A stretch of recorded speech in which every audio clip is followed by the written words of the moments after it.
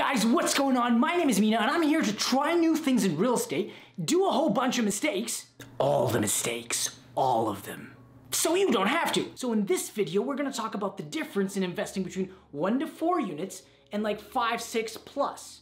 The issue I have with this subject is a lot of people who talk about it are either only investing in single family and they really think it's the shit, or other people that only invest in apartment buildings and think that's the shit.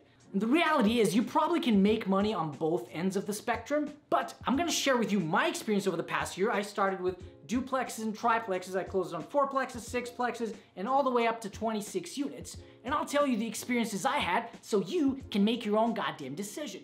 Anyways, without further ado, we'll dive into the video. However, stick around to the end to see which one I like better.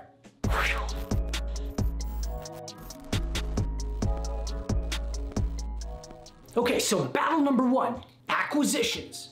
We're gonna talk about acquisition and the differences between 1 to 4 and 6 plus. 2 factors I'd like to address in this particular one. But before we get into it, if you can destroy the like button, that'll be fantastic. A comment, I'm not gonna ask for too much, but it'll be great. Anyways, back to it. So with acquisition, 2 main points I'd like to discuss. Number 1 is the ability to find and negotiate these deals. So on the single family house and all the way to the like 3-4 units, I found that it's a little bit easier to find. There's a lot more people that own single family houses as opposed to big apartment buildings. And sometimes I found that it's a little bit easier to negotiate them just because there's a lot more of them. And a lot of the times people just want to get out of the situation quick and move on to something different. On the other hand, the bigger the multifamily building is, it's treated more like a business. A lot of the times, the seller isn't particularly motivated and it's strictly based on income. So it's a little bit of a different negotiation process and a different person you're talking to. It's different when you talk to a person who has 1 to 2 properties as opposed to another person who has 100 properties. On this aspect, it's definitely easier for the 1 to 4 units. Another part of this acquisition side, which is the fun factor. On the acquisition side, generally speaking, you need to find a property, negotiate it, and then get it under contract to close. I very much enjoy the larger side a lot more than the smaller side. Talking about bigger numbers, and generally speaking, the people that you're talking to are numbers-oriented people and understand that this is a business and we both need to make money. There may be some emotions involved on both ends, obviously. However, it's much less than the single family or the small multifamily buildings. So I have found it's a lot more fun to talk about the bigger buildings. However, I do understand that it's probably not the case for everybody. So in this case, for acquisition, we're gonna give the point to 1 to 4 units. So what does that mean for you that the 1 to 4 got a point? That means if in your particular scenario, you would rather have ease of acquisition over anything else, I believe the 1 to 4 unit is the thing for you. Now let's go to number 2. Point number 2, financing. There's 2 parts also we're gonna talk about. There's the initial cash outlay, and number 2 is the lender's perspective on both these 2 different types of buildings. Number 1, the initial cash outlay. Generally speaking, you'll need a bigger down payment. You'll need more cash up front to close on said buildings. However, there's another part of this that I didn't know when I first started. Aside from simply the size of the building itself, there's a lot of other costs that I wasn't aware of. For example, appraisals. Appraisals on a smaller property would be $300 to $400. Appraisals on a bigger one go between $2,500 and above. I've seen people pay up to $6,000 for an appraisal on a big building. Number 2, something called a phase 1 environmental. I have no clue what that is, just environment stuff that they need to check for, but I didn't know that was required on the bigger buildings. And to my surprise, that as well costs upwards of $2,500 to $3,000 and above. Oh, and guess what? Sometimes the phase 1 isn't good enough. And you need a phase 2, which is 10 grand. Yep, and you might not even get the damn building. Cash outlay. Number 2, lender's perspective. So I'm the bank right now, and you're coming to me telling me I need financing on a small building and on a big building. When I'm looking at the small building, I'm looking at you personally. How much do you make? Yo, Steve, how much do you make? Show me your income. Show me your debt servicing. Show me how much your car is. Tell me exactly your life situation and what is every single transaction that you did in the past 3 months. And in a lot of cases, that means you're a little bit limited in the amount of loans that you can get. So basically, it's gonna put a cap on the amount of buildings you can buy on the residential side of things. Obviously, residential mortgages are a lot cheaper and they're they have a lot more advantages. However, let's look at the bigger buildings. So I found out once I started getting into the bigger buildings, the banks cared more about the building itself. How much does the building make, Mina? How much are the expenses? Where are you gonna add value? Is the building in good shape? They started asking a lot more questions about the building and a little less about shitty Mina. They still obviously care about you as a person, you can't be a moron. However, the building plays a very big part of this. If the building can pay for itself and have excess cash flow, that is a massive point. There are a lot of other details and nuances to this. For example, over here you need a bigger down payment than the smaller buildings, things of that nature. However, for me and my personal experience, I'm gonna have to give the point on the financing to the bigger buildings. Even though it has a higher cash outlay, even though you have to pay more money in the beginning, but as long as you're buying a solid building with great cash flow, usually it's a little bit easier to finance those juicy bigger buildings. So in this round, the point goes to the bigger buildings. All right, now we're into round 3. Round 3 is about scalability. I'm not gonna bother telling you to comment or like, because if you didn't by now, you're probably not gonna do it. Anyways, scalability. So which one is more scalable? This one I need to preface a little bit because someone's always gonna say, well, I did this and I scaled and I did this and I scaled. On each side of each argument, you're gonna find someone who does pretty well here or there. I'm talking about my personal experience, and when I tried both, which one did I find easier to scale? 3 points we're gonna talk about. Economies of scale. I realize this is a generic sentence to say because everybody says the same thing. However, it is very true. If you have 10 single family houses, you need 10 roofs, 10 boilers, 10 blah blah blah. On one 10-unit building, 1 roof, 1 boiler.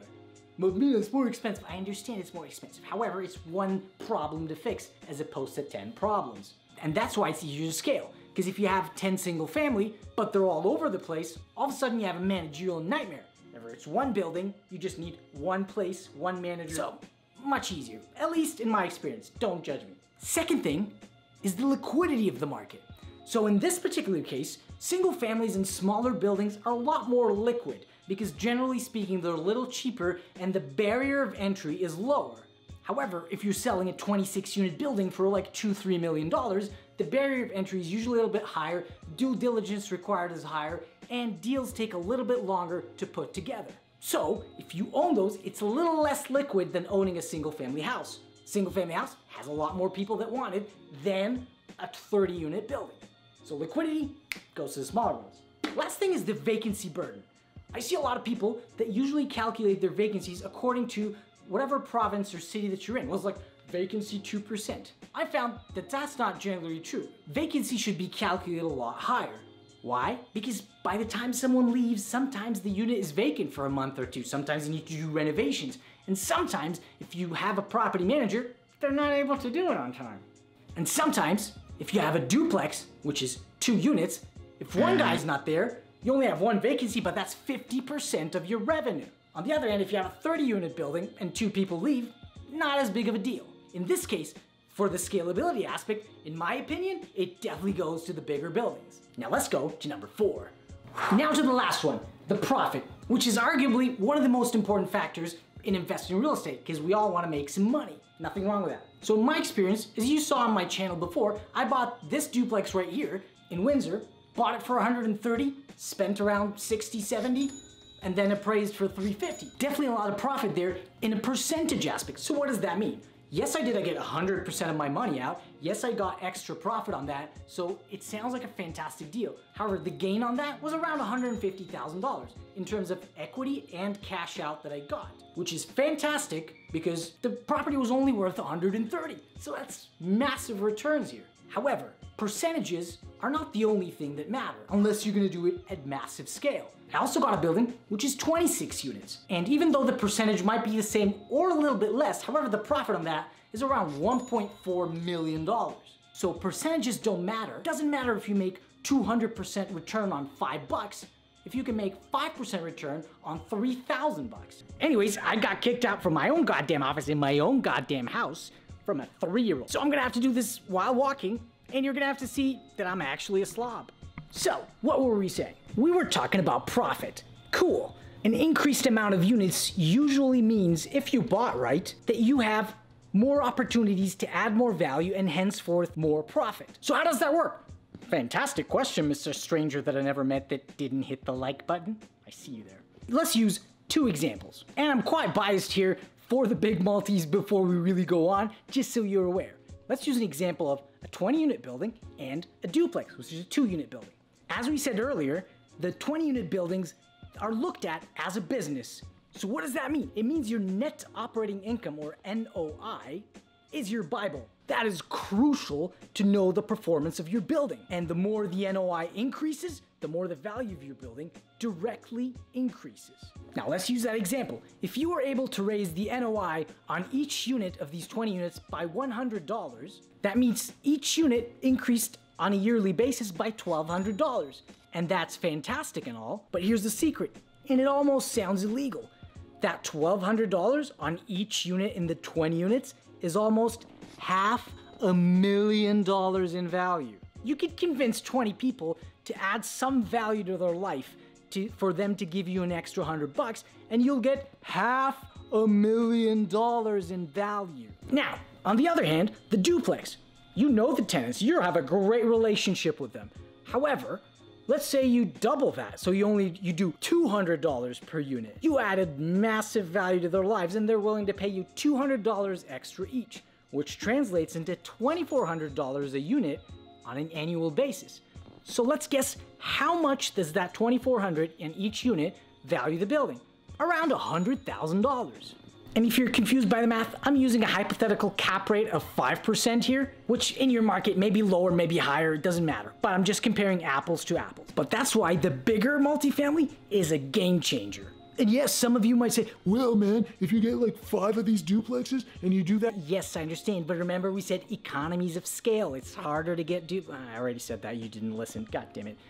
Anyways, so this round is gonna go to the goddamn multifamily, the bigger ones. So, if you wanna know, like, what value did you get out of this video?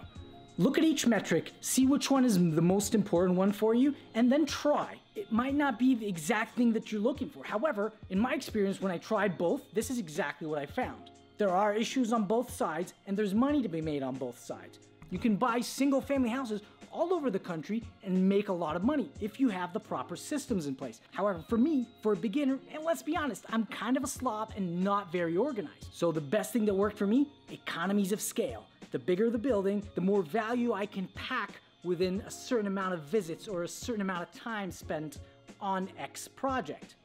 Anyways, thanks very much for watching. If you have any questions, criticisms, ideas, whatever, leave it in the comment down below. I answer every single question, even though there are always 2, but it is what it is. Thank you very much, and we'll see you in the next one. Hopefully I'm gonna be in my office. So now we're gonna speak about finance. Beautiful. Pen's back.